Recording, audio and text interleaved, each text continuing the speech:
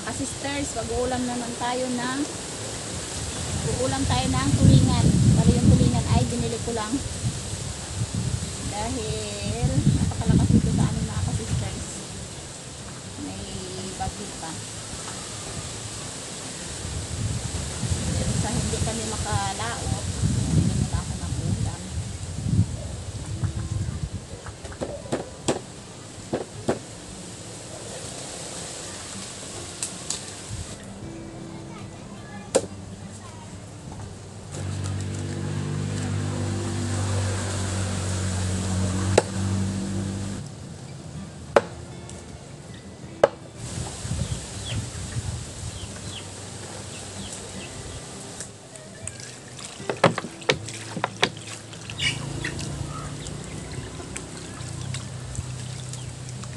Papaksiwin muna natin, tapos saka gagataan. Haluan natin ng mga gulay-gulay na available dyan sa ating mini garden. Ayan mga ka-sisters, matapos natin siyang malinisan ay ibabad ko muna siya sa asin bago ko siya papaksiwin.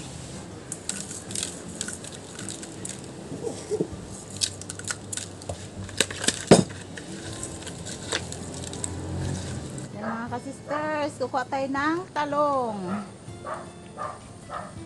Ayan yung ating mga talong sa plastic bag na itinanim ko ay yan, kahit pa paano ay may bunga. Yan yung ating 1 taon na yan na talong. Dahil hindi ko siya kinuha dyan sa plastic bag ay tuloy-tuloy ang bunga niyan dahil umuulan dito sa amin.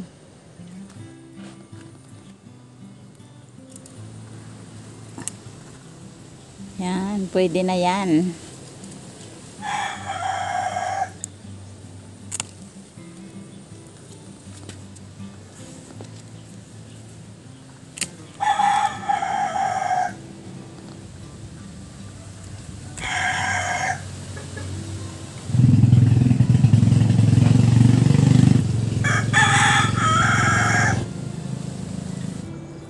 Ayan, ito na po yung ating tulingan na binabad na sa asin. Salansan na natin yan dyan.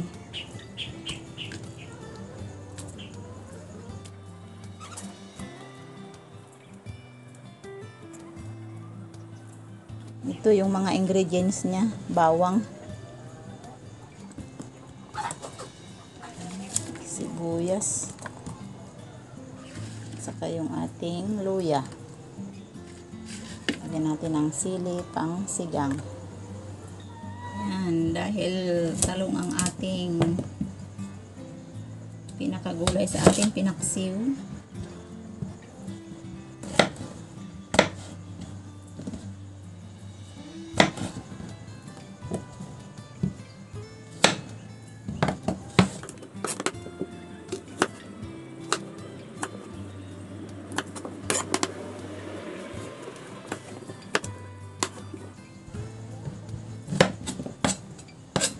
Dito ako nagluto sa aking kusina na unique dahil umuulan sa labas mga ka-sisters. Ihalo natin yung ating talong. Ayan, dahil may natira akong sitaw at sayang naman, ihalo ko din siya sa pinaksiw.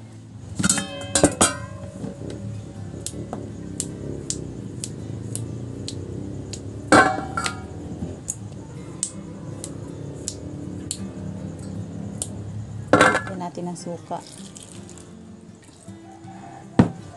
Ayan, lagyan natin asin.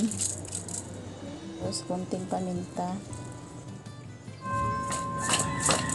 Ihalo-halo lang natin lahat ng mga sama-samang isda at saka mga gulay bago natin siya isalang.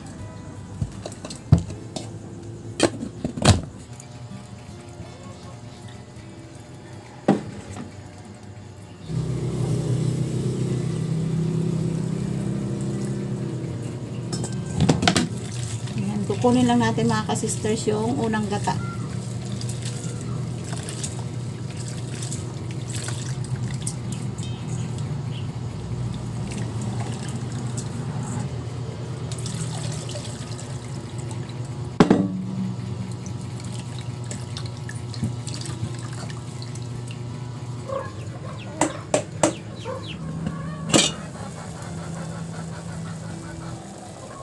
yung ating pinaksi mga ka-sisters. Ilagay na natin yung ating kakanggata.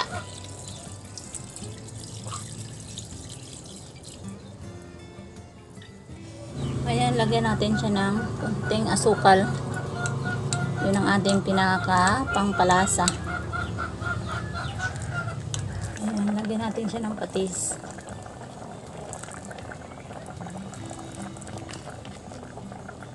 Konting kulo lang mga ka-sisters ay pwede na yan kakainin. Dahil templado na ang ating pinaksiw na tulingan na may talong at sitaw.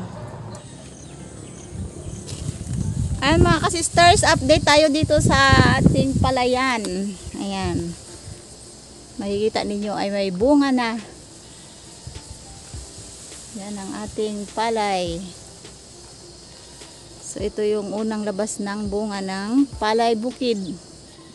Ayan, sa unahan oh. May bunga. Ayan oh, may mga bunga na siya. First week ng September ay makikita natin ang ating palay ay lumabas na yung pinakabunga niya. So i-update ko lang sa inyo kung anong naging hitsura ng ating palay. Ayan, medyo patlang-patlang. Dahil nga doon sa pangyayari na nagpunta yung kalabaw kaya may sira sa gitna. Naka-uniform pa ay. Eh wala kang buta, pagkasukal pa naman yan Aya. Ha? O si Aya ngayon ang magka-video sa akin. Yun. Sige. Yan. Talaga naman. Nasaksihan ko ang paglago. Ganda. Ganda ma. Gandang palay. Mas maganda ang palay dun sa kabila natin. Sa may ano. Sagay pangarap mo yung magkaroon ng mga patanim. Mataas ang ano nito eh. Ay mga ka-sisters, yung pinakadamo ng palay natin ay kung mapapansin nyo po.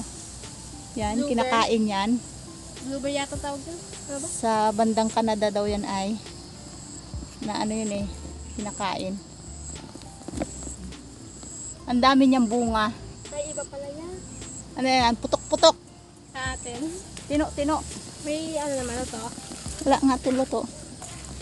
Masarap yan. Oo nga. Ayun ang may luto. Yun. Ayun o may hinog. Tingnan natin.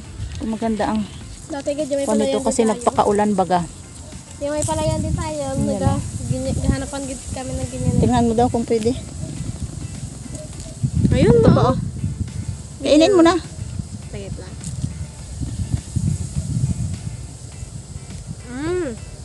Yan ang merienda mo. Galing sa school. Masarap. Sarap. Masim-masim yan ah. Po.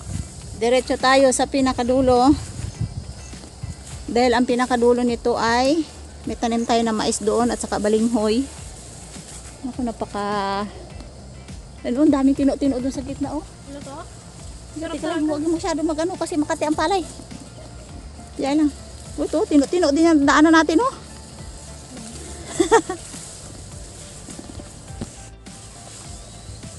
Yan oh, dami tino-tino sa lalim. Oh, tingnan mo. Pwede tayo mag-treasure Huwag may ano, hunting. may ano yan, baka makabali. Ayun to, may yung dilaw. Ay, nahulog. Pag sobrang luto na siya, kakanda hulog lang. Harap. Baka naputol ang palay. Ayan to. Tara, tara. Ayan to. Let's go tayo. Treasure hunting. Ang daming nalaglag oh. Sayang. Pag sunod-sunod pa lang ulan, inalalagas din siya. Sayang, kunti lang nakuha natin. May sira pang iba. Sarap talaga eh. Matamis-tamis. Oo nga, Na maasim-asim.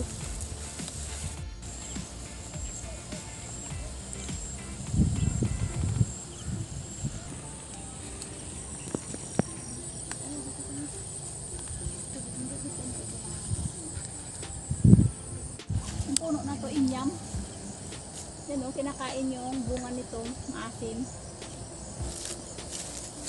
Yan, maasim ito. Ito yung kinakain namin nung bata pa kami, pinakamirinda namin. Hinog na ba yan? Hilaw pa ito, pag nahinog to kulay itim. Matamis na ito pag hinog. Pero pag ganito, maasim.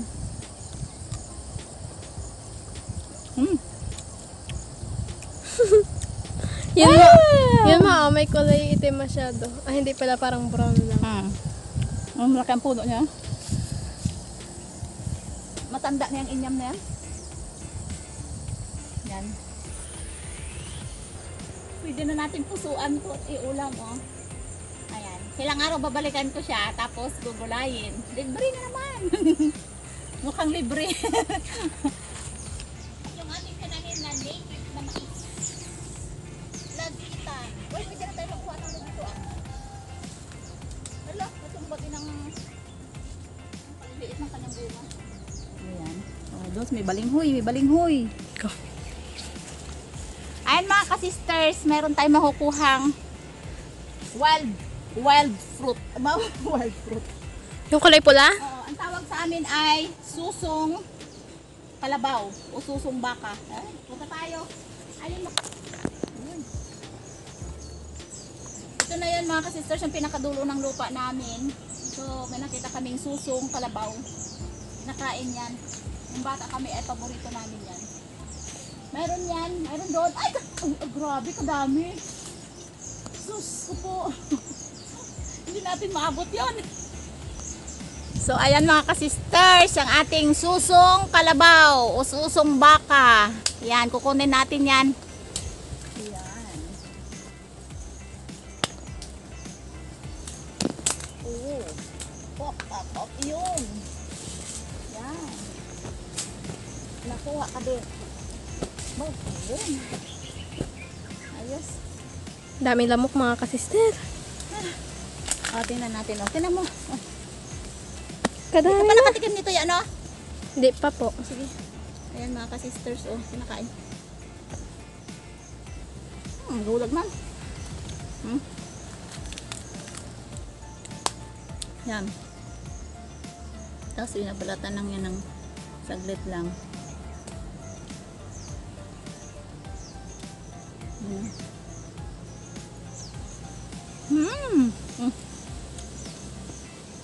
Kainin mo na. Sarap nga. Ayan, pagtapos ko magluto mga ka-sisters ng ulam namin ay nagpasal ako dito sa palayan para i-update ko sa inyo at pagka-uwi pa namin saka kami kakain. Diyan na yung ulan. Dahil tayo uwi. Walang tigil ang ulan dito sa amin mga ka-sisters. Yung bagyong, ano ba yung bagyong karing? Ano yan? Bading. Talaga naman natin bintuan na ng pangalan ng bagyo ah. Bading. Hindi na natin tanda yung pangalan.